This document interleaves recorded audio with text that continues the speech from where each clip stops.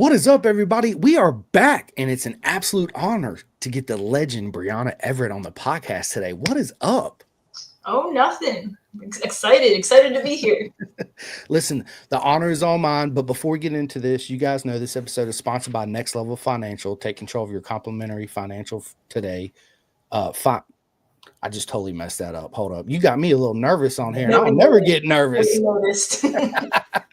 All right, let me try this again. Take two, right? Take control of your financial future. Get your complimentary financial analysis today by Next Level Financial. We all know how important, the whole financial thing is because racing is just expensive. We all know that. So go check them out to keep you in the game, right? So, Bryanna, welcome to the show. I know me and you've been going back and forth, getting this thing worked out. Took a busy day scheduled. Sorry about that, but we're here. Made it. Listen, it happens. It really does. But that's part of the game we play too, as far as podcasting goes, right? It's that trick trying to line everything up. So, but here we are, right? I see the leathers in the background you got hanging up. Yeah, it's actually my husband's old suit. He definitely tested out how many times he could crash that one. So I'm finally hanging up as decoration. I love it. I got my buddy Eli Block gave me this one right here. Okay, yeah. Signed it for me, and I was like, dude, what an honor, right? But listen, Bryanna, we got a lot to talk about. I'm gonna have her on here many times, but this first episode, as you guys know, all about her journey and story and where it all started. So where did it start for you, Bryanna? All right. Well, motorcycle related. I'm sorry, my dog breaking in already. Dude, you're good. Look, I did not 2 seconds, did it? So I'm a huge fan of. All right, hold up. Let me see if I can get this computer. Let's come down. Yeah, there we go. I got my puppy and my old one out here. Yeah, they're always in here with me. She's making herself comfortable. But all right, now that Maggie is comfortable, So I started riding motorcycles when I was 18. Didn't grow up riding, none of that. Didn't even really fathom that I should be. I guess I don't know. It's all girls in my family, so we definitely were raised as girls, the traditional. I don't know. But yeah, so I met my now husband way back when in 2012. I'm aging myself here, but I was 18, still in high school, and rode on the back of his bike. He had a Daytona 675. Nice. And for the street, he always intended on tracking it when he bought it. But, I rode on the back of it on the street twice, and I bought my own. I'm like, I'm going to do this. I want to do this so bad. He very tentatively agreed to teach me as long as I got my own bike. And then after I graduated high school, I used my scholarship money and bought my first motorcycle. I love it. Responsibility, He said, hold up, Bryanna. Your now husband said, look, I'm going to teach you how to ride, but you're going to have to get your own bike because you are not dropping my baby. Oh, yeah. No. 100%. I don't know. I didn't want to ride that thing either. I'm very short. I don't know if anybody, shortest one on the BTR team right now, too. So, or at least on the road race program. I was not riding that one. Yeah, my first bike was a 2005 Kawasaki Ninja 250.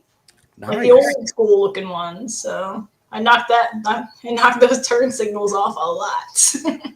Cheap parts.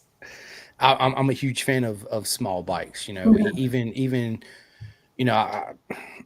we're hard-headed, right? Us men as human species, we're just naturally hard-headed, I think. And when I try to tell my friend that's got the CBR 1000 triple, double, quadruple R, whatever it is, right? It's like, dude, if you want to get faster, buy you 250, 300, 400 and go do track days. And he looks at me like, dude, I'll outgrow that in like 5 minutes. I'm that's like, what everyone says, but I mean, Sure, maybe you get to a point where you're ready for more, but that's good. Like, keep pushing it on the small bike. Then you're learning skills.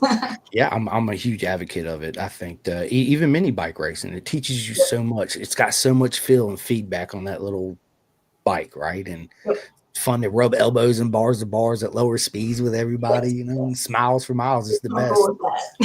100%. Sorry, I just had to ask you about that because my wife's been wanting me to teach her to ride, and we've been married. Man, I don't want to say I'm gonna be in trouble. She got on me the other day. She's like, bro, we've been married 16 years. You ain't even taught me how to ride yet. Yeah, I don't think, looking back, I don't know if my husband would teach me now.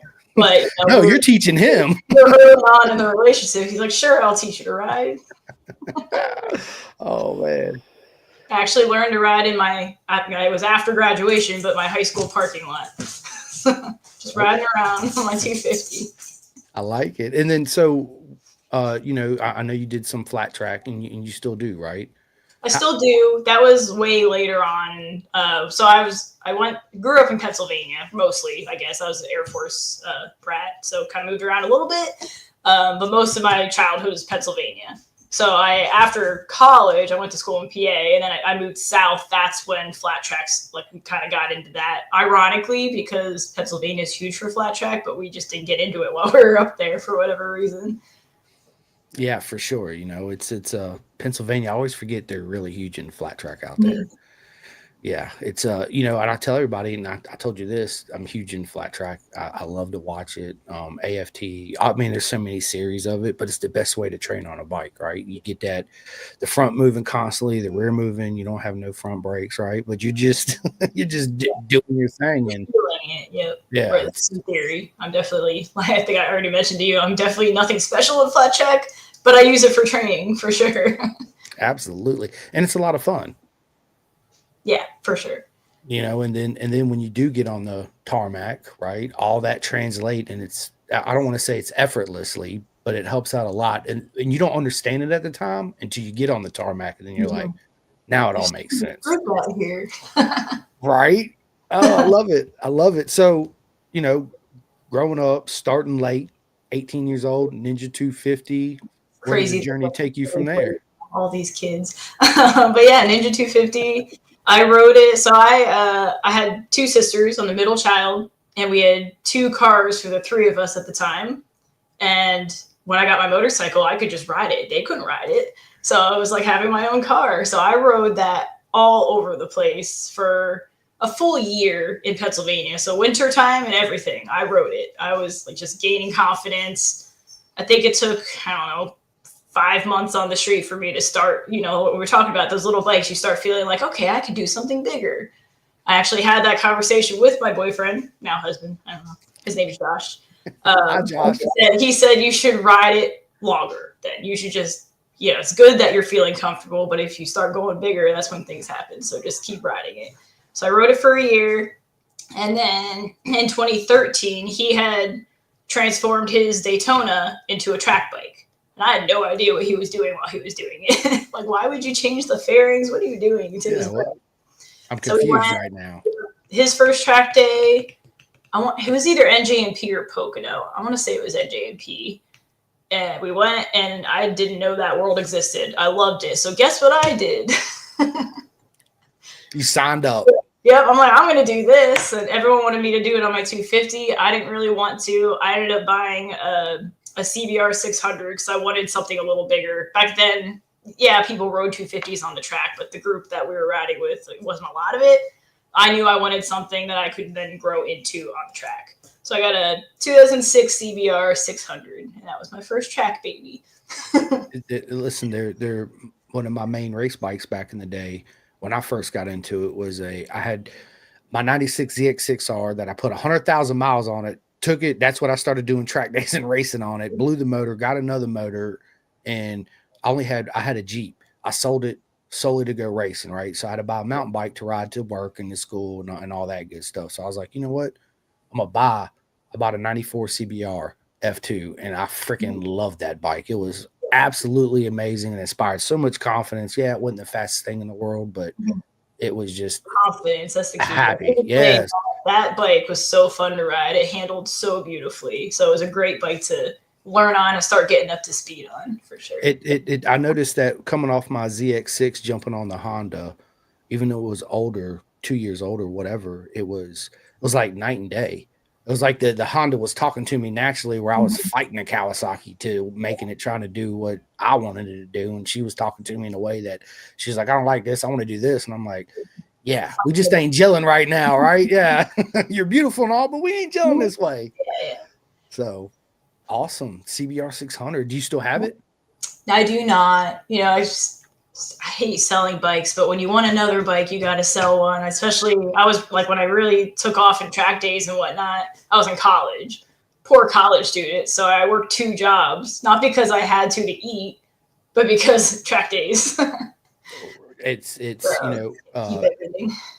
I tell people that, motorcycles choose us at whatever age in life they choose you, right? And you don't realize at the time how in love you're going to fall in with them and how much money you're going to spend on them too. And that's all you think about, right? You're like, I got to get to the track. I got to save up this amount of money, right? We're eating ramen noodles for the next month. Been there, done that. Know all about it. It's awesome. So, going from that, signing up for your first track day, what inspired you to do the whole BTR thing? Well, that's where the story starts to like stretch out. So this is 2013 first track day. Just getting up to speed. My husband didn't race yet. He was always we were just track day heroes, which is great. Like we just spent all of our money. We were big into Absolute Cycle Experience, was the group we rode with mostly up there. I know anyone listening to this right now, they might scoff. I know there's lots of rivalries out there, but that was our home when we started riding. And they kind of took us under their wing, like all the coaches, now lifelong friends, and coached us. So, I mean, I was never treated like a girl riding there. I was treated like a rider who wanted to get faster, and they wanted me to end up racing someday kind of thing.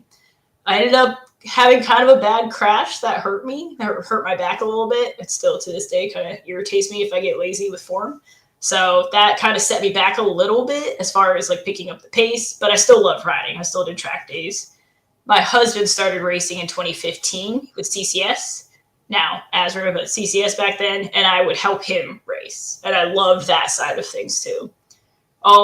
All that said, I'm a mechanical engineer. I think it's largely because I got into motorcycles and wrenching on them and I loved it. So I love it. I steered my whole life in a different direction. Bye, bud. I love you. Have fun at the pool. I love you. Have fun at the pool, okay?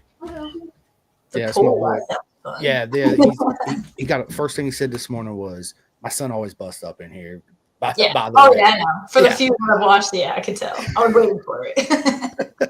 Everybody does. And you know what's funny is when I go to a race, whether it's a club day or MotoAmerica, Rossi's not with me.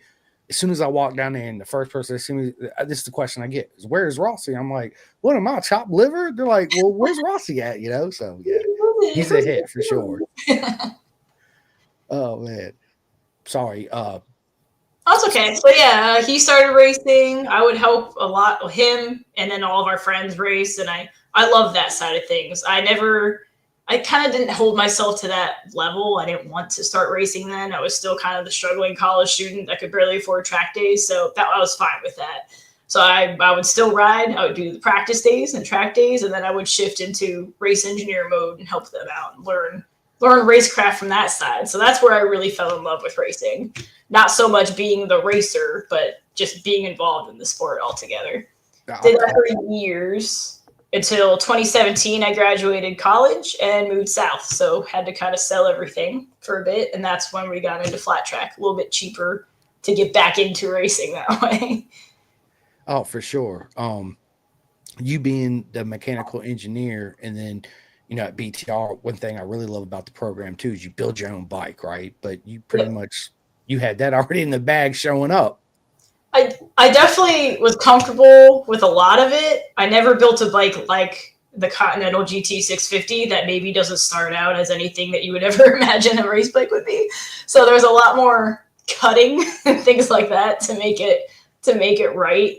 And then that being said too, yes, I worked on bikes, but I always had my husband or someone else there to help me, and he's helped me a lot, but he's not a very hands-off teacher. He wouldn't, just throw it at me and say, do it. He kind of would jump in and do it. So I don't learn that way very well. So there are definitely weird gaps in my knowledge going into the bike build with VTR, but hopefully they're not there anymore. I feel like I learned a ton, even though I have built bikes before. This is a whole different level of it. I'm sure they're like, here's a sawzall, here's a grinder. And you're like, wait, what? A sawzall and a grinder? What are we doing? They're like, yeah, you got to chop the subframe off this much. You got to do this. You're like, okay. Yep. But backing it up like, ooh. You're like, I can't believe I'm getting ready to do this on this beautiful bike, but here we go. Okay, here we go. Hope I don't cut too much off. So whose idea was it to start flat track, getting a flat track when you guys moved? My husband, he knew about it more, sort of like, I feel like he's made decisions and I've sort of just followed him. And like, it's funny, he jokes that he always wanted a girlfriend or a wife that supported his racing and loved being at the track, but now it's twice as expensive because I went that next step further and won bikes too. But it's good. But he always wanted to try flat track. He got into it a little bit. He actually worked at a motorcycle dealership in Greenville, South Carolina for a while. He met Jason Griffin, one-armed motorcycle racer, if you don't know him. And he actually encouraged him to try it. Go pick up I think he got a CRF 450 and go try it. And yeah, we kind of just went down that rabbit hole then too. But the way cheaper rabbit hole to end up going down than road racing. Right. And a lot of fun too. A lot of fun. We definitely, it's like complete opposite form and trusting that even though you think there's no grip, because we didn't learn on dirt, there's lots of grip. It's just there's a learning curve. Going the opposite way would have been way easier, going from dirt to road, but we did it. I didn't really, again, I don't know, still saying I don't really click with it. I'm still learning when it comes to flat track. But that was my first form of racing with me on the grid. So that's what kind of got the racing bug. Ultimately ended up in BTR for it. So I guess that's kind of where that story goes. I never road raced before. Did flat track, got on the grid. I was just doing the little mini bike things for a while, just kind of getting comfortable. But that kind of lit that, okay, maybe I do want to grid up. But road racing is where my heart always was. I love it. And then you said, hey, I'm going to fill out this application to BTR and let's go. Yep. And three years later, here I am. Yeah, third time applicant. So that's another thing that I like to stand for. Don't give up. No, it might not take you year one for one reason or another. Sometimes it's just they don't have room. It doesn't mean they didn't like you. So, I mean, there's only 12 girls every year. Keep trying. Yeah, and it's and for those don't know, it is a 2-year program. So they bring girls in, and this is your first year at BTR. Yep, you. So there's a lot to learn for you, not only on the mental side, but you got to learn all the tracks and building the bike in a unique way that you've not used to building bikes before. Again, Sawzall grinder and all this stuff, right? So it's all full circle journey for you. You know, you started late in the sport, did some flat track, tried applied, filled out the application, sent it in 3 times, finally got accepted. And you're right, you know, never give up your dreams. Just keep trying and trying. You said it perfect. It's not like they don't want you there. They want you there, but they're limited on their grid size and who they're allowed to let in. So getting in first day, meeting all the girls, seeing the bike, tell us the experience. Was you nervous going in there? Yes. Luckily, I got to meet so there's just 4 new girls this year. So I got to meet the 3 other girls at the beginning of the week. So the day before we got to see the bike. So we're all just kind of in the same different paths to get here, different experiences watching the program, but all still like, are we really here? Waiting for them to punk us or something, you know? I can't believe I'm finally here. Yeah, it was awesome walking in, you know, media, they set up the shot I was like, wow, this is like a big deal. I hope I look okay. I got like weird concerns I never usually have. But yeah, walking into Used Bikes Direct on day 1 of the build, it was, I don't even know how to describe it. It was so, I want to say emotional. I didn't cry or anything, luckily, but it was cool. It was overwhelming. And then top it all off, I got to hug Freddie Spencer. What? Legend, right? I mean, I could tell just by your energy and your smile. Man, I have a hard time talking today. Smile that it was absolutely proper mega, as I always say, right? Mm-hmm. Full of emotions. Like, I can't believe I'm finally here. Yeah. Look at the bikes. Look at Freddie Spencer. Like, what? What's it like? I know he is, but what's it like actually working with Freddie Spencer? Yeah. I'm still pinching myself every time I show up to race at a MotoAmerica round. I'm like, am I really here? Starting to feel more real, you know. Yeah, I'm sure it is an adjustment period of time for sure. So first year BTR 2025. Did you have any expectations coming into the season with your first year? I didn't really know where I'd stand. I know the girls are fast, and just kind of study up on them, like I'm sure everyone did with us too. Study up on them, kind of get a feel for where they were last year. But man, did they study up on something over the off season, because their times were insanely good at Barber. So that, like, not discouraging. I'm not as high up as I would love to be, but I'm improving every time. And I watch back, maybe their first year, and I see, okay, they started there. I'm not that far off, just kind of getting the feel for everything, not just the bike, but just like how everything runs. MotoAmerica is mental. A lot of it's mental. Just, go, let it go. As long as I'm improving, which I feel like I have been every time I'm out there on the bike, it's humbling. 100%. I grew up, I was a military brat. My dad was a fighter pilot in the Navy, so I'm all too familiar of, well, we moved a lot. So, yeah, I'm all familiar of that whole, hey, I just showed up to school and met friends, and I come home, they're like, hey, you got to pack your shit because we're leaving in 2 weeks. I'm like, wait, what?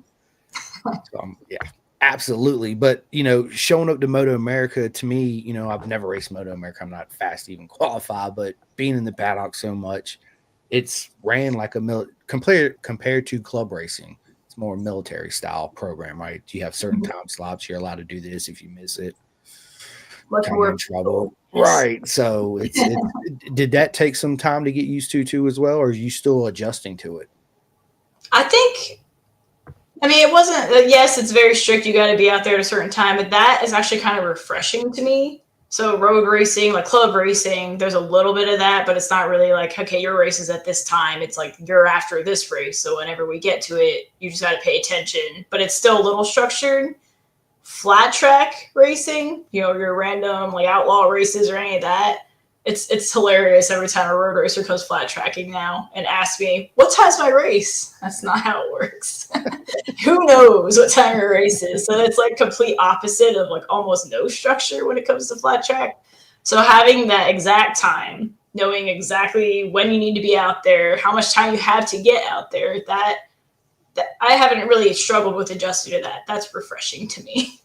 Yeah, I could see where that would help mentally too as well. Like, because you don't stress over, oh, I need to listen to the loud. Let's just be honest. You go to a club race and they announce something over the PA. You're like, what'd they just say? Races right now. Yeah. Did they just call our group? Like, I gotta go. It's Moto America. You clearly hear it. Everybody's on the radio. Yeah. They're like, hey, you got X amount of time. And you only have your one class you're doing, which is also nice. Yes, you have like fewer sessions, which is kind of a challenge, a new challenge to learn a new track in these few 20-minute sessions before you race it. That's a little bit of a learning curve that I'm still working through, but it's you're only doing one class. Whereas a club race, like next weekend, I'll be doing 2 or 3 races just randomly throughout the weekend. So different mental preparation for that. 110% it is, and I can't wait to meet you there. Is your boyfriend, husband coming? Good. Yes, he will be there. Yep, he has a street triple that he's hopefully going to have together by then. We'll be getting it together on Friday if it's not together. I love it. I love it. So the whole BTR Moto America Barber, the first round weekend. I forget what place you ended it. You was 11? I was a solid 8th. Okay. Yeah. No better, but that's okay.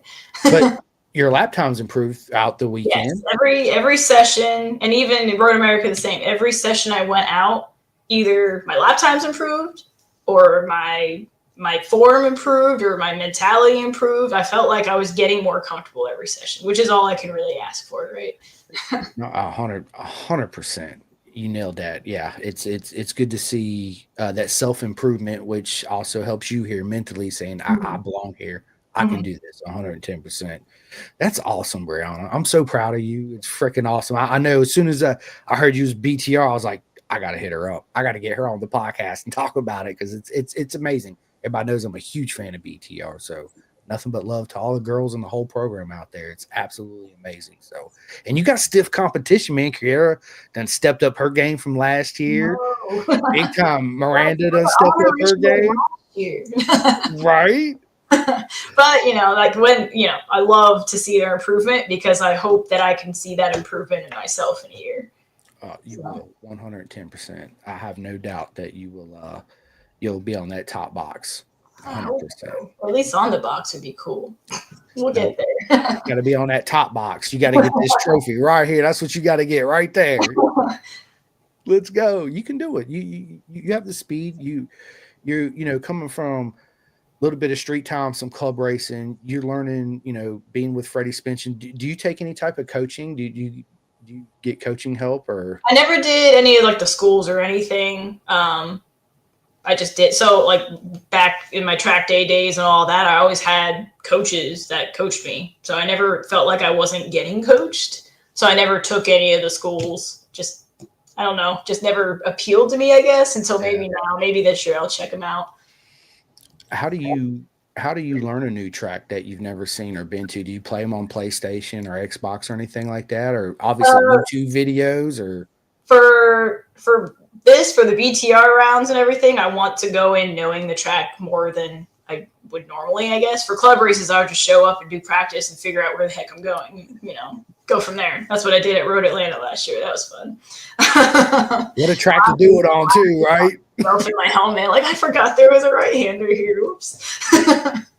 But I don't want to do that going into a MotoAmerica round because there's so few laps you get before actually racing. So I had been to Barber before, so I just watched a couple of refresh videos and I felt pretty good about where the track was going for that. But for Road America, never been there. I would watch videos and literally get lost watching the videos. It's such a huge track. So my friend, owns a car shop and he's big into car racing and has a sim. So I did some laps on his sim and that helped a lot.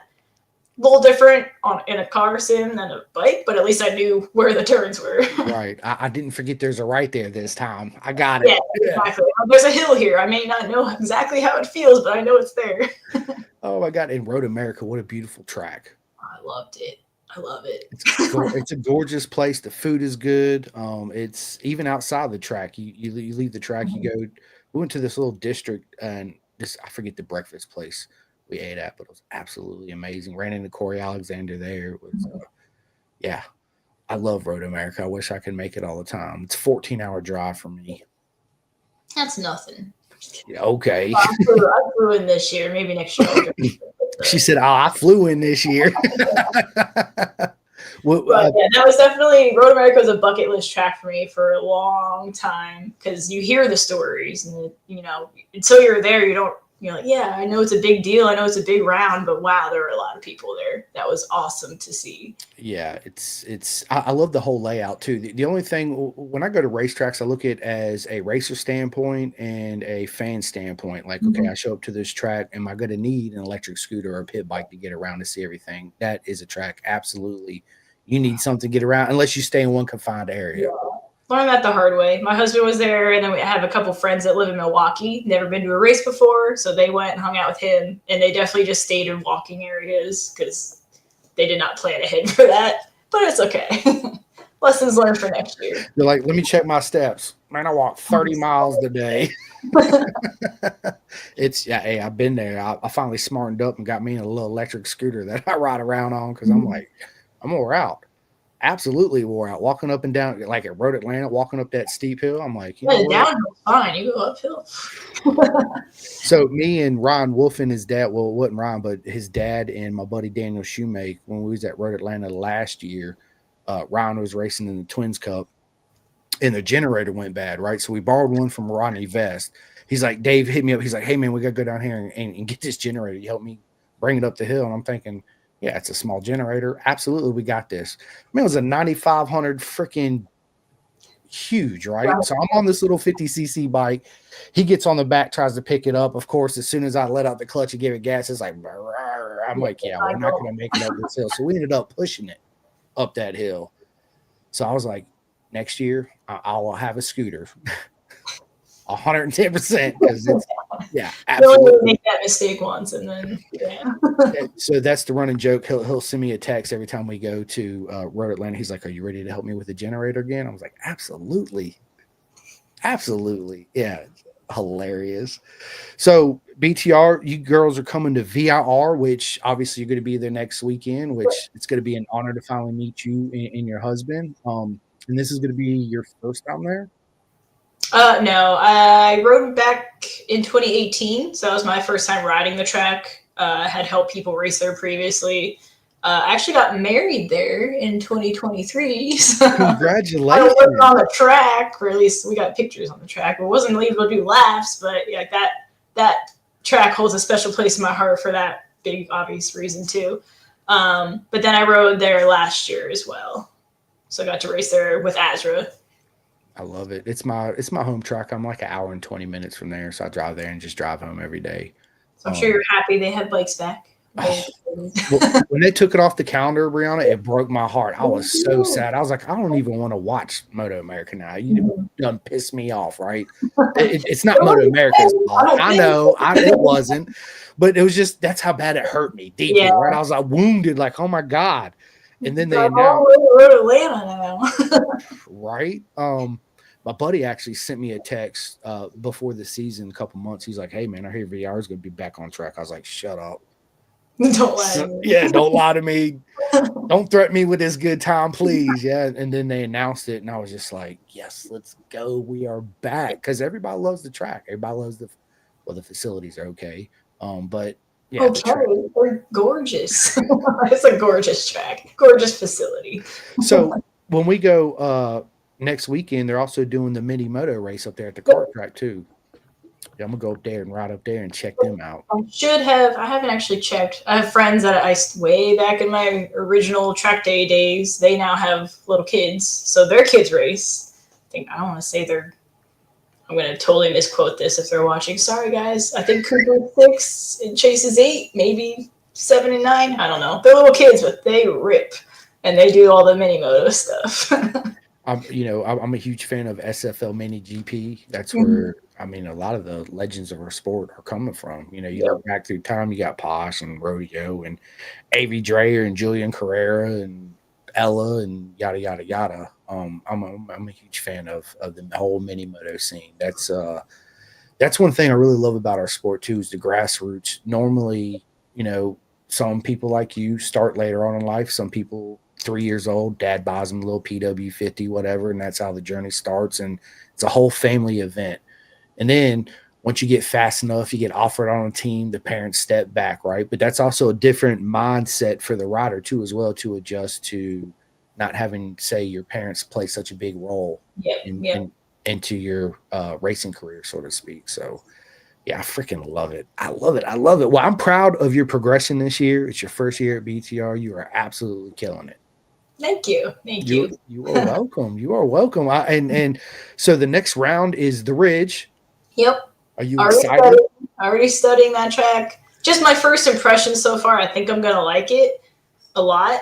I just, I've never been on it, of course, so we'll see how that goes. But I think so far, so good, maybe. My goal for this next round, of course, keep momentum going, but start stronger. Because during race 2 at MotoAmerica, I feel like something started to click. I need that to click sooner. So we'll see if I can make it happen. You will. 110% you will. Aunt Lee Terry, he's a good friend of mine. He's out there. So to all my friends out there that race in California, Racer 411 program, you guys go check it out and sign up. He races an R3. I had to think about that. R3 for the number 8 plate. Let's go, right? And then we got Jared. What is up, Jared? He said near the box. Nah, baby, on top of the box. That's where we're going with this one. And then Josh. What is up, Josh? He says VIR is home. Yes, it is, my friend. Yes, it is. I love it, man. I'm so happy we're going back. I can't wait to go next weekend. It's all I'm thinking one about. track I know pretty well. It's so awesome. It's such a it's great for the racers and the fans, and I already said that, right? It's a are you guys doing the North course or the South course? North. Okay. Mm-hmm. I love that. I love the North. My favorite section of that is coming out of 4 and 5, and then that little straightaway, and then coming up into 7 where it cuts up. Yeah. Oh my God, that's my favorite corner. That's so much faster than you think because it's so steep. Yeah, and you can carry a lot of speed through there too if you once you learn the brake marker, body position, blah blah blah blah blah. It's I love standing there watching. You can see where the fast guys are making up the time versus the not so fast, people racing where they need to make up time, like let off the brake lever, get that roll speed, get it on, let's go. Beautiful. Well, listen, this awesome. So the ridge is definitely different, and then after the ridge, the last round obviously is VIR, and then that's season done already. Crazy to think about. I feel like I'm just starting to learn, and it's already halfway done. We do 3 races at the ridge, but still. How do you train during the off season? Obviously, you do still a little flat track, a little mini moto. Do you Little obviously? flat pack. I got my bicycle. Yep. But really, I'm in South Carolina, so we could pretty much ride year round. So that's why we moved south for my job, but we don't want to leave the south for this reason. This riding season just keeps going. Really, July is our off season here. It's too hot.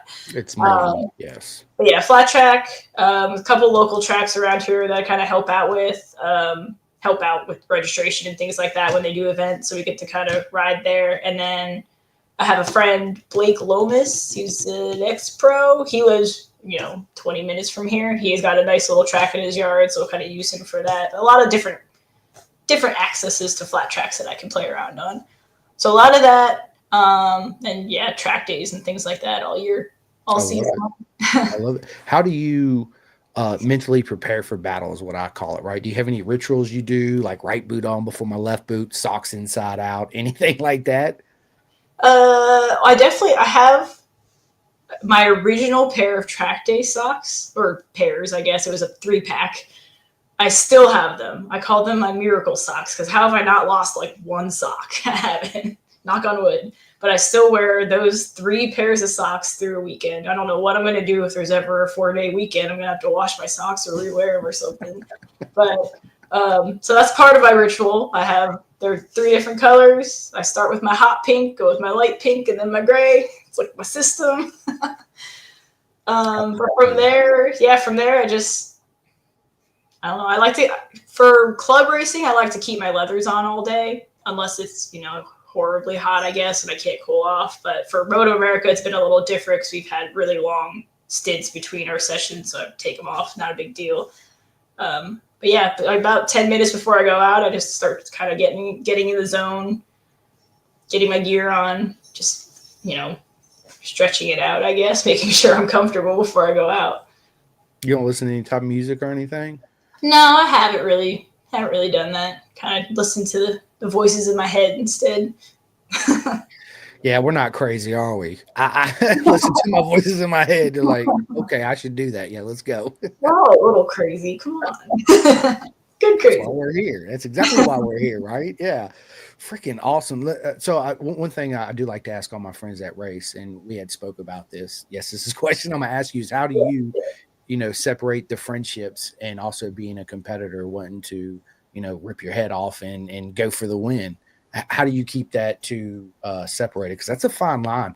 Not a lot of people can do it, but there are people that do it and they make it work. It's been a newer problem or thing that I've experienced since joining BTR because all the girls are so close. I mean, it's a weird dynamic in a good way where we are helping each other. There's really no secrets. I could ask them what gearing they're running, and either they're not intimidated by me and they'll tell me, or they really just want me to do well. But we want each other to do well, and then you race against them and you're trying to beat them. So it's a really interesting dynamic. I didn't really have that before with my 1 year of road racing last year. I was kind of, back marker, unfortunately, learning as I go. A lot of fast guys in my class. So I'm just kind of doing my ride. Didn't really have to get aggressive with anybody because I was just learning. So it's definitely a new problem with BTR. Working on separating that. Definitely another thing I need to work on is just being more aggressive and trusting myself to be more aggressive because, I know they're my friends, but if I have an opening, I need to take the pass, that kind of thing. Finding myself holding back a lot with that. So it's a different mental mindset. I always call it a little mental roadblock that pops up it was something that you didn't even think about going into BTR, right? I don't think nobody does. But yeah, it's good. It's good to hear. You'll figure it out. It's all right here, right? Absolutely, you'll figure it out. So I'd be like you too, right? When I go out there and I do track days with my friends, I mean, I don't care if we're friends or not. We get out there, I'm coming up on the inside, or you do the same to me, right? I never really get pissed off a whole lot. I had a buddy of mine take me out, and I was just like, hey, it's part of the game we play, right? You took a risk, you lost, you took me out, no biggie. So Let's cook burgers, crack a cold one, and smile and have a good time, right? Yeah. So, and then after that, again, VIR, and then the season's over, and then you got one more year at BTR next year. Have you ever thought about, obviously, after your BTR program, are you wanting to stay in Moto America, like Twins Cup, or? I've thought about it. I don't. It kind of. I'm open to some options, but I kind of delayed starting a family for this BTR journey. So we might be revisiting that after the BTR journey is over. So that'll pause whatever I decide to do after. If I'm not the rider after BTR in the MotoAmerica paddock or anything, I still, and I fell in love with racing, not being a racer. I fell in love pit crewing. I did the 200 pit crewed for the Ferrell Performance. Oh, sorry, Get Fast Performance a couple years. I love that stuff. So if I'm involved in that way and I get my name out there that way, that's a win for me too. I love being involved. Yeah, it's I always call it our beautiful circus, and it's the only circus in town, people, where the clowns got to pay to play, and I'm one of them for sure. 110%. So, listen, Bryanna, this has been a lot of fun. We're 41 minutes in this. I want to get away, hang up the leathers, all that good stuff, and I want to get to know you as a human being, right? We already know your job. We know you want to have a future family, which is absolutely amazing. I tell everybody that, me being a father, I remember when my wife called me up, we was dating at the time. I just pulled up to my buddy's house, had this old K10 truck, right? It even had the high-low beam on the floorboard. It was that old, right? So she calls me up. She's crying hysterically. I just pulled in the driveway. I'm like, what's wrong, baby? She's like, I'm pregnant. And I was like, yes, let's go. I was so excited. I jumped out the truck, locked my door, and shut it with it running. So I had to break into my own truck just to cut it off, right? And then when my son finally arrived, not only did it change me as a human, it changed the way I seen the world, and you often hear your parents say that or other parents say that, but it's absolutely true. And one thing I realized once I took over this podcast, the main reason why I do it is for my son.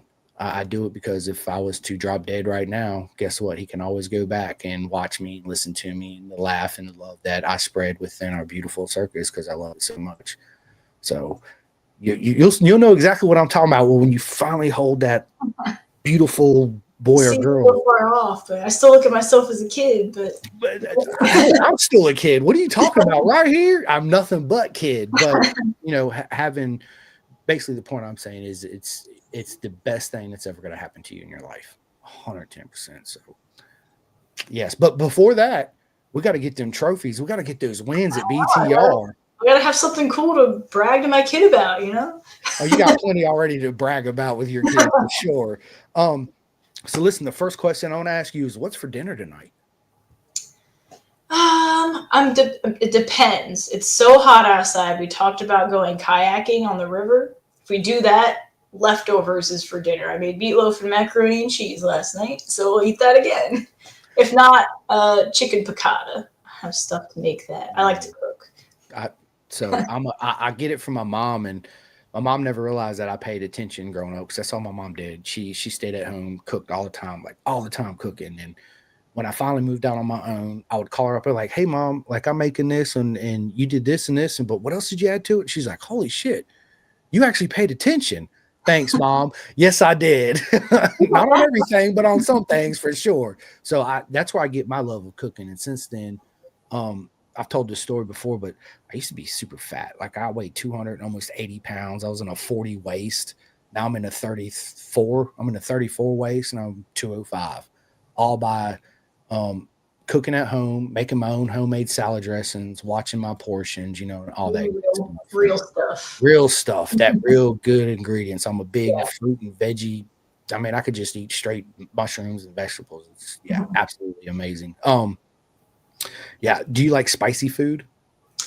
I like foods that are supposed to be spicy when they're spicy, like Indian food. That should be spicy, so I'll eat that pretty hot, but I won't just throw red pepper flakes on everything. My dad and older sister like everything spicy. I don't even know how they have taste buds anymore. So. My wife says the same thing. She's like, I don't know how you got a stomach left. Like, have you seen the Hot Ones on YouTube? That show. So there's a show on YouTube called The Hot Ones where this guy Sean Evans sits down and he interviews people like I'm doing right now. But as we're interviewing, we eat hot wings, and it starts from like I have seen this then. yeah, I've seen right. So the last one, that last dab, yeah, I got a couple bottles of that. It's really good. I like the hot. But funny you said Indian. I love Indian food, and that's I went in there one night and I was feeling froggy, right? I got to be in a certain mood to eat something super hot. So I was like, hey, I want you to make it as spicy as you can make it. And he's like, are you sure? I was like, not only that, I want you to give me that special hot spice in it that you guys make back there just for yourselves. He's like, are you sure? I'm like, absolutely. And he walks off and I see these two waiters and they look at me and they start laughing, right? I'm like, challenge accepted. I'm about 6 bites into this, Brianna.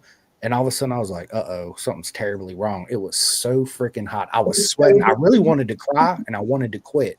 But solely I didn't because I wanted to show them that I could do it, right? Like, no, you're not going to, I got this. And it was, yeah. But now I go in there and they look at me, they're like, do you want the house spice? I'm like, nah, I ain't feeling it today. Let me do a level 3. I'm good with that. So. I can do it. We don't need to do it again. Facts. Dogs or cats? Dogs. I'm a dog person. Are you a coffee drinker or tea drinker? Yes, high maintenance espresso. It has to be espresso in the morning. With double shots. Just black, no sweetener, nothing. I love the taste of coffee. Yeah, that's how you really taste what coffee really tastes like. You know, wife, she creamer in it and all this. Don't get me wrong, it's good because it now tastes like whatever you put in it, but the true coffee taste is I like it. To me, I think the best coffee is a French press. Just my personal. I'll do that when camping if we can't have the espresso maker. So good. It's absolutely so good. What's your worst habit? I don't know. Probably Where's Josh at? Get Josh in here. First habit, I'm not super tidy. It drives my husband nuts because he's almost OCD tidy. So my worst habit is probably just leaving stuff laying around. I'm sure he's nodding his head right now as he listens to that. I was gonna say you guys see my room all the time. It's kind of tidy, kind of not. I just got so much. I need stuff laying around or I lose it. I put it there. I know where it's at. Like, don't touch my stuff. So tell us something we don't know about you at all. Well, it depends who I'm talking to, who wouldn't know this, but so I started riding at 18. Before that, I was a competitive cheerleader. So I kind of overcorrected my life, I think. I love it. But there's a lot of competition in cheerleading. Yeah, I was always a competitor, just a very different uniform between cheerleading and racing. Just a little bit, right? Yeah, just a little bit, which brings me to the point. Listen, people, it's 2025. Do yourself a favor. Go to bisontrack.com. Get you a full custom suit. Man, it makes a world of a difference having a custom suit versus an off-the-rack suit. Off-the-rack suit, it's not going to fit you 100% correctly, and it causes all kinds of issues on the bike, right? If it's too tight in your arms, it gets arm pump. You can't bend down all the way. Or if it's too loose here, you feel like a choking you parachute going down. So are you in Bison? I'm not in Bison. I did go custom, but not Bison this year. We'll see about next year. I don't know. Okay. Maybe. Well, I'll call Robert and Tasha, and we will sort that out. But listen, I need everybody else to go to bisontrack.com and sign up. You guys see my suit hanging up here in the background, my chest protector, and that's where I get all my. I'm a big fan of pink, obviously. So you see, I love the color pink. Even when I was a little kid, pink. I used to get made fun of in school. You like pink? You're a girl. Blah blah blah. I'm like, yeah, whatever. Jokes on them. Facts. Jokes on them. I listen to a lot of audiobooks. Like I like to read, but when I read, it like puts me to sleep. Unless it's my shop manual for my motorcycle, and then I'm all into it, right? The reading instructions is going really well already, right? Right. But is that something you do too? Is audiobooks? No, I read books. I like to read books, and then, or if I'm just kind of hanging out listening to something, it's music for me. What book are you currently reading right now? I'm reading. I like to do like the nonfiction, like I don't know, just fun to read kind of books. I don't know, maybe this was not fun to read, but so the Netflix series I'm reading that book series. I know it deviates a lot from the show, so I wanted to read it. I'm currently reading Change Your Diet, Change Your Mind. So I listen to all kinds of books. Star Wars to freaking just whatever. I like listening to the journeys and the stories that people put out there, right? It's it's, growing up, my mom used to read all the time. I'm like, I don't see how you read all the time, Mom. I read like 30 books in 3 days. Like, you cook and read. That's all you do is just as you're cooking, right? Well, that's a lot. I think college hurt reading for me for a while because they made you read. Had to take a break for a while. It's not fun reading what you're reading in college. You're like, I don't want to read this. Yeah, I want to read what I want to read. Oh, have you been watching the Isle of Man TT? I haven't been paying a lot of attention to it. I should be. Ooh, it's the best. To me, it's the most beautiful thing ever on It's two. on my bucket list to attend it someday. Me too. Someday. It's my favorite race, and I told my wife if I don't make it before I croak, I don't care, burn me, whatever. Just fly me out to the TT and just leave me somewhere, dump me somewhere. I don't care where it is, and I'm there. Right? I made it. I made it. So, yeah. So you can go to TT Plus. It's an app you can download and watch. It's $30. But they also have a bunch of programs in there that you can watch for free, as well as the past seasons of the TT. So it's, yeah. And then of course Michael Dunlop, right? He's absolutely changing the game. But to me, it's not the guys and the girls on the solos.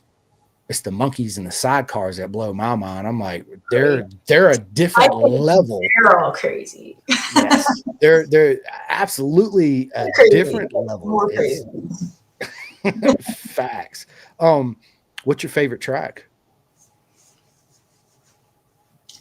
I don't know. I have, the ones that I really want to go back to. I started at NJP Thunderbolt. So there's, I haven't ridden there in a long time, but I started there. I did a lot of laps there.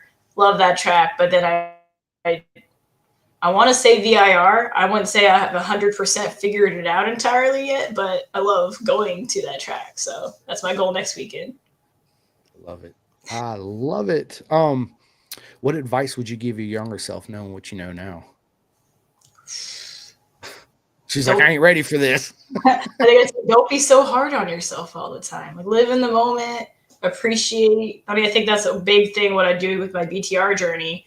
Sure, it'd be great to be at the top of the box every weekend. That's not really realistic of a goal. Like, enjoy the process. Take those small wins. Like, just keep improving and don't be so hard on yourself all the time, which I still catch myself doing sometimes. So. I think that comes naturally when you're in that position and in that competition. You got to give yourself a little hard time in order to push yourself forward, right? And I'm a big advocate of, and I tell people, man, you got to live in the moment every day. I don't care if it's 5 minutes, 1 minute, 30 seconds. If you're at work, you're at home, whatever, enjoy it, because time is something you can't stop, rewind, pause, or anything. So it's strive to be better, but it shouldn't ruin the moment while you're striving to be better. 110%. What would your spirit animal be? I don't know. I kind of think of my dog as my spirit animal. So maybe a dog. I don't know. He's a little wild pit bull. I that's what I would say for me too, because I love dogs. I feel like, man, us as humans, we don't deserve them most of the time. Yeah. If you could have dinner with any historical figure, who would you have dinner with? Historical figure. I don't know. You stumped me on this one. You know what? Let's just Amelia Earhart. I don't know where she ended up, but she obviously was pretty hard-headed, being a woman, breaking down doors. I love it. I think it'd be cool to pick her brain. Yeah, absolutely it would. Absolutely it would. What's your go-to karaoke song? Avoiding karaoke. She laughed. I like that laugh. She's like, yeah, I don't do that. I don't know what you're talking about. If I'm being forced, I'll go, what's it called? It's a Shania Twain song. The man, I Feel Like a Woman. Is that what it's called? Man, I Feel Like a Woman. Yeah. That's always like either a crowd pleaser or empties the room enough that I can sing karaoke. Mine's usually Sublime, something with Sublime. Okay. Like, just put on some Sublime. I got it from here. Whether I get the words right or not, I'm just gonna do it the way I want to do it. Let's go, right? Yeah. I'm not. I've done karaoke several times. It's fun. I usually don't have an issue standing up and talking to people I don't know anyway. So it's just a lot of fun. Grab the mic and act like I know what I'm doing. I don't know shit. And I can't sing worth. Yeah. The most horrible. Steph. He says, just don't ask her for directions. Who, me? Yeah. Oh my God. months. I don't know. I love it. Is there anything currently you guys are binge watching on TV you could recommend to people?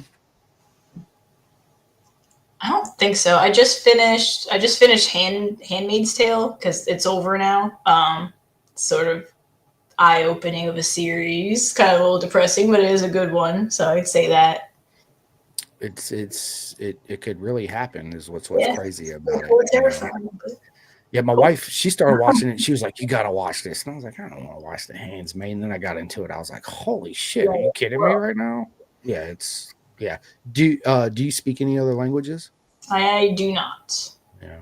I took 4 years of Spanish in high school, You and took that's 4 years of Spanish in high school. I could get. I want to say I could get by. Not really. I haven't used it in a long time. I could say some key phrases or pick out words, but It's funny because I took Spanish too, and I don't remember a whole lot neither. So I'm in the yeah, same boat you are because I never used it. yeah. I mean, yeah, it's yeah. Um, that's hilarious. Uh, if you could explore just one thing, would you explore the space or the ocean? The ocean. There's some weird stuff going on down there that we don't know about. Man, I love the whole sea and the ocean and the whole mythology behind Poseidon and all that stuff. I'm big into all that the pyramids and yeah, I'm not. My wife always she's like, you're such a skeptical. Like every time somebody says something, you're like, prove it, right? And I Yeah. don't know. It's just that's just how I am. I'm like, okay, well, show me, right? So are you a flat earther? No, I'm not. Me neither. But really, I mean, I have a friend that very much is, and we'll have a conversation, whatever. But it doesn't really change how I take a step in front of the other. So, I got friends that swear by it, and I'm like, well, when you look up in the sky, what you see? Everything else is circle, right? And my dad was a pilot forever, and I asked him, I was like, Dad, is the Earth flat? He's like, hell no. yeah, you're always correcting. You're always correcting, right? Absolutely. So this is your first proper year in Moto America. So why don't you just run us through the whole race weekend? Like you show up on Friday or Thursday, you girls show up on Thursday, and all that, and then till the end of the So weekend. it depends on if I fly in or drive in. So I drove to Barber, but flew to Road America. But we all plan to get there Wednesday. That way we're there. So whatever time you get there, if you fly in, the team gets you to where you need to go. So it's a whole. We don't get to plan our travel unless we're driving there. So it's kind of just going at the mercy of making sure they come get us and things like that. But we all are ready for moving on Thursday morning, whatever time that ends up being. So we get there. Rich, our truck driver, who goes all over the country for the BTR program, flat track and road race. He's a Poor busy guy. guy drove to Missouri for nothing this weekend. So Yeah, I heard. a shout out to Rich. He parks the truck and then we all make sure everyone's there and then we go. We start setting up the whole setup, what you see at MotoAmerica around. So we actually did that at the training session we did in Texas at the beginning of the year. We did that 2 full times, I think. So we build it, ride, and we tore it down. And then the next day we built it again to really teach us new girls what we need to do and kind of get into the rhythm so we are efficient and look professional when we're doing it. But yeah, Thursday morning we're setting that up.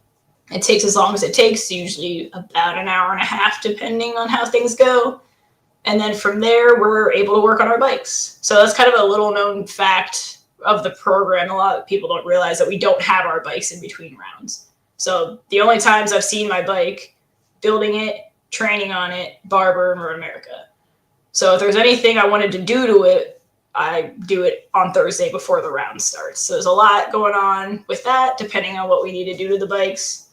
And then we do a track tour. That's usually kind of the flow, unless we have media things to do. Track tour with Freddie Spencer and Scott Ryberick, if I'm saying that right. So they kind of walk us through the track. That helps a lot. That's been a really eye-opening part of the program for me. Learning how to look at a turn and figure out how you're going to take it, like really breaking it down before getting on the track. And then the rest of the weekend, we're at the mercy of MotoAmerica schedule. So we're just prepping for our sessions. What do you usually do between sessions? Because sometimes, like you said, you got 6 hours in between you girls go back out. There's a lot of obviously some of that's, hey, I got to do this to my bike, whether it's change, got to take the tires at Dunlop, get Dunlop tires on, tire stickers, blah, blah, blah, blah, blah. Yeah, but of course when you stuff, but when that only takes an hour and you have 6 more hours to kill, that was tough at MotoAmerica. I had guests there, like my husband was there, my friends were there, so I was able to kind of walk around with them a little bit. We did a little bit of media stuff here and there, but really it's just trying to keep, I would get off track for warm up, feel really good, really like hyped up, and trying to time it so that I feel hyped up again before the next session. So it's just whatever you need to do to keep yourself busy, I guess. Yeah. Do you find that difficult, like shutting that off and then, hey, I got to get ready in an hour to go back out, and then cutting that back on? A little bit. I was really worried at MotoAmerica when they pushed our race. Our race number 2 was supposed to be at 1:25. A red flag happened, and then we got pushed to the end of the day. So we were already suited up, hyping ourselves up, and then we got pushed. That made me nervous going into, I had already taken I take pre-workout, and, what am I going to do with this now? I have to go run laps or something. So usually I could time it well, kind of be in a good mentality to go out and do what I need to do. But that one was particularly challenging. I ended up taking more pre-workout right before we actually went out then. And you're like, I'm ready to go. Let's go. They're like, what's wrong with Bryanna? I'm ready. Let's go. Ah! But then I beat my personal best lap time. So maybe more pre-workout is the key. 2 doses. There you go. One. Yeah, there you go. If you could travel back to any era of time, what would it be? I don't know. I won't want to go too far back because being a woman right now is pretty good. It is. Maybe the 90s, just because I was a baby during the 90s, so it'd be nice to kind of experience it. 90s was a great time. It really was. 90s. I just watched a lot of Rugrats during the 90s. My brother did too. I remember watching the Rugrats. That and Ren and Stimpy, and man, what's the other one where I like the 2 little mouses that try to take over the world all the time. Mm-hmm. That little cartoon. I forget what it was called. I used to like that. He's like, I'm gonna take over the world today, and his friend was like, yeah, okay, here we go. Right? It's a complete shit show, but it was a pretty cool cartoon. It's freaking where did you get your race number from? My birth year. So I was born in 93. And I know everyone thinks it's because of Marc Marquez, but no, I think he took my number personally. There you go. Shots fired at Marquez. No, I'm just joking. So speaking of that, do you watch MotoGP or BSB or anything? I watch MotoGP. I would love to watch all of it. It's just a lot to keep up with. So I watched MotoAmerica because obviously I'm in it this year and I keep up with it. And then I've always watched, or since I started riding, I watched MotoGP. So since Marc Marquez kind of stormed into the scene in MotoGP, I was watching it. So who do you root for? It depends. Not Marc Marquez. I'm actually in your fantasy thing. I'm just terrible at it this year. Are you really? Thank you. That's awesome. Hey, I'm sucking too. Yeah. I look at it and I'm like, oh. Yeah, I don't even look at it anymore. I pick my team and then I don't look at it. But I'm avid about not picking Marc Marquez, which in some years is okay, but this year, obviously, that's not going well for anyone holding that stance. I can't lie. I put Marquez and his brother as my gold riders, and then I got Furman Aldeguer and Quartararo as my 2 silvers, and the one Ducati team and the other Ducati team. I don't know, whatever. I still suck, and I'm way down there in the points. But listen, Bryanna, I tell everybody this. At the end of the season, whoever wins the championship, I'm gonna send them something in the mail. Somebody's gonna win a prize. So yeah, it's definitely not gonna be me. And I got asked that too. Somebody was like, "Well, what happens if you win?" I said, "Then I'll go to second place." Yeah, because I host it and I run it, so it's not fair for me to win. You can just say you're throwing it on purpose, so you don't have to do that. Right. So absolutely. Listen, this has been a lot of fun. We're an hour and 5 minutes. I told you it was gonna go by really quick. Last question, and then I'll do my shout outs and I'll let you end the podcast. But if you were to plan a bank robbery, who's coming? What roles are they playing? I mean, my partner in crime you would think would be my husband, but I think he would panic in the moment. So I don't think I don't think he'd be the best bankrupter. He's very anxious. Oh, that's hilarious. Husband, you're sitting out this one, buddy. I know. Oh my God, that's hilarious. Well, Bryanna, thank you so much for coming on the podcast. It was an absolute honor to sit down, as I've been calling it here lately, in the hot seat. Just down with me for a minute. We're going to go ahead and schedule our part 2. Can't wait to see you guys next weekend in girls. It's going to be proper mega. I'll bring your stickers there instead of mailing them too. I'm going to let Bryanna in it here in a second, but first thing I got to give all my shout outs. Thank you so much for Next Level Financial, BisonTrack.com, Chef Eats. You guys can use the discount code Pin to Gas to get 10% off. TST Industries, the Clothing King. Everybody asks me where I get my beanie hat and my soft shell jacket. Right here, the Clothing Kings. You guys can go to clothingkings.co.uk and get all your Pin to Gas merch. It's under partnership. When you go to the website, hit partnership, scroll down, and boom, there you go. Big shout out to SFL Mini GP. Anybody interested for signing up for an event, you go to miniusasbk.com. Big shout out to RD Racing, my man Jake Marsh. Vet2 Track. If I have any vets out there, my buddy Jim Whitman has a program called Vet2 Track. His whole motto is curing PTSD one lap at a time. It's an amazing program. So if anybody wants any info on that, it's vet2track.com. If you're confused, give me a call. I'll put you in the right direction and we'll make it happen. It's very important. And what he does is absolutely amazing. Flying Eyes Optics for all your sunglass needs, 64-degree racing. I tell everybody this, Bryanna, you got to have more undersuits than you bring underwear to the races. Don't bring one suit. We've all guilty of doing it when we first start. You get up, you think it's dry, it's this wet, stinky, moldy thing, and you're just like, oh, right. And everybody else is like, oh, what is that? So yeah, big shout out to 64-degree racing. Tate actually sent me 2 custom undersuits, and they are by far my favorite undersuits, hands down. And I got a lot of undersuits. What undersuit are you in? Moto D. That's what I've always worn. So Moto see, I'm killing it with the branding here. I will help you out. Also, Venom Sport, Aliki, big shout out to venomsport.com. She makes absolutely amazing undersuits too as well. She actually sent me, I need to pull it out and put it on display, but I got Jonas Folger. Remember him in MotoGP? She sent me his top. So if anybody's interested, and this is where this shirt come from, she made this and sent it to me in the mail. So big shout out to Venom Sport. Absolutely amazing. I'm actually going to order some of these t-shirts and get me an undersuit.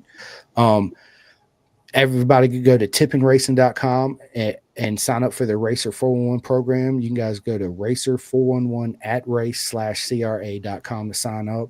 I need everybody to go to Road Racing World and donate to the air fence. It's imperative that we have the air fence there. If we didn't have the air fence and the marshals and the ambulance, Bryanna's not showing up. Neither are we, right? So $5, $10, whatever it is, it all helps. And big shout out to all the corner marshal workers out there. Man, they are absolutely amazing, because if we didn't have them, again, Bryanna's not going out there and racing and having fun. So big shout out to them. Big shout out to the BTR program, Build, Train, Race. It's absolutely amazing. If you girls out there keep applying, do what Bryanna said. Just keep applying. Trust me, it's not that they turned you down or they don't want you. It's just because their grid's only so big. But just keep trying, keep applying. Bryanna's proof you will make it. So, but you got to put in the effort. You can't just try and just be like, oh, well, I tried. Don't do that. Don't be that. Big shout out to KY Helmets, KYT Helmets, K-Tech Suspension, Ghetto Customs, Drip and Wet Graphics, REB Graphics, and GRG Graphics, Woodcraft, Mark 10 Motorsports, Free Hugs Racing, Nicole Polich Photography, Stick Boy. Man, I ran out of breath saying all that. Sponsors. Bryanna, how can people find you on social media and all that good stuff? And one question I do have is, do you have any merch for sale? Like, are you planning on getting any shirts or hats or anything? I do. I wish I had one of my koozies sitting here. Actually, my husband's found a new passion of designing merch, so he has a lot of cool stuff he's put together for me. It's a really long URL, but my husband's name is Josh. I'm Bryanna. So we have BJ Racing. We have an Instagram page for that, and there's a link to my merch. I also share it on mine. Bree since '93 is my Instagram handle for that. And then I'm on Facebook as Bryanna Everitt. I know, super creative there. I love it. purchased some pretty cool stuff that he's put together so far. Are you going to bring any of it to VIR? We have lots of koozies. I haven't had a lot of I haven't kept inventory of t-shirts or anything, but the koozies are selling like crazy. So I have lots of koozies if anybody's interested in those. Yeah. Well, so bring me a koozie. I'll get one from you 100% because I love to support my friends in racing because all my favorite racers are all my friends that race, male and female.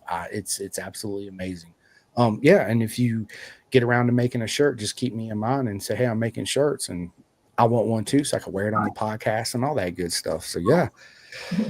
Man, this has been a lot of fun. Thank you so much. Your story's been absolutely amazing. You, my friend, are going to do big things in the BTR program. I know the season's almost over. It seems like it just started, right? But you're going to do it. You absolutely have what it takes. Your mental side, the way you are, your energy, the driving force behind you, the mechanical, the whole thing.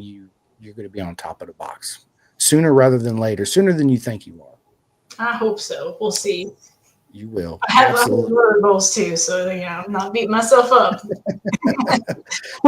And that's also a big deal is not to beat yourself up too much, right? One of the hardest life lessons for me to learn, and I still work on it because nobody's perfect, is try let go of the things I can't control and focus on the things that I can control. And that helps me get away from that, right here. Yes, what's inside your head. So yeah, it's very important. And again, thank you guys and girls so much for watching the podcast. This will be out everywhere tomorrow. If you missed it, you can go straight to my Facebook and my YouTube channel and rewatch it. I'll tag you and all the socials tomorrow, and I'll send you on Messenger to the direct link to. But it's out over at Spotify, iHeart, yada yada yada.